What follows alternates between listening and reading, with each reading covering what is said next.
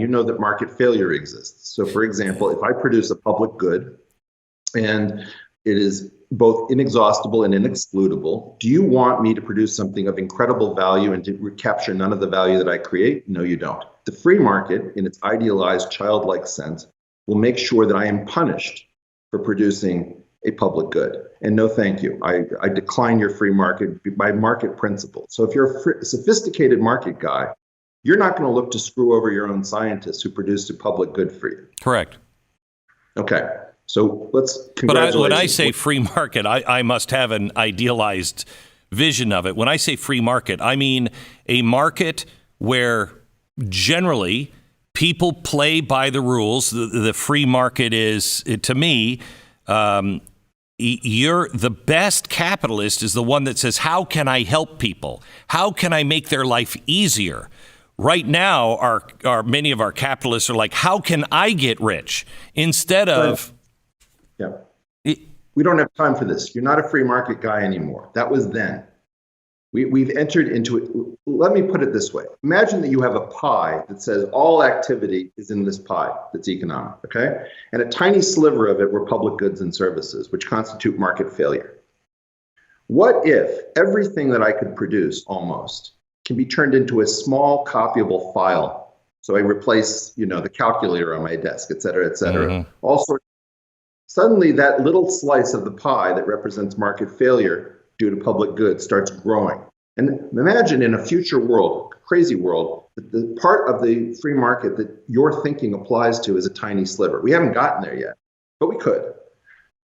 Your point is, in a world in which most things are well seen by the market and few things are not, we should do almost everything through the market, and then we should do the little bit that we can't do through the market through taxing, like raising an army. You can't tell, I wish to opt out of U.S. Army protection. No, you have to tax people for not. Right. Okay, so my point is, you need to update fast, and I don't have time to explain it. But okay, but wait. But you're saying I agree that we're going to have to update that because that's what's coming our way. But I don't think that's a good thing. Well, I'm not happy about it. Yeah, but that's where we are. Okay. Yes, I agree with you on that. The best parts of capitalism, free market ideology in the current era is not going to cut it because just what we've seen. But doesn't that include, assuming you're very well aware of the Great Reset, which is the public-private partnership, and the almost a Chinese kind of model in some ways, that requires angels to run the countries and the system that have never existed. Yes, we don't have the wisdom to take over from the market, Glenn. It's a self-organized system. Right. Nobody's arguing.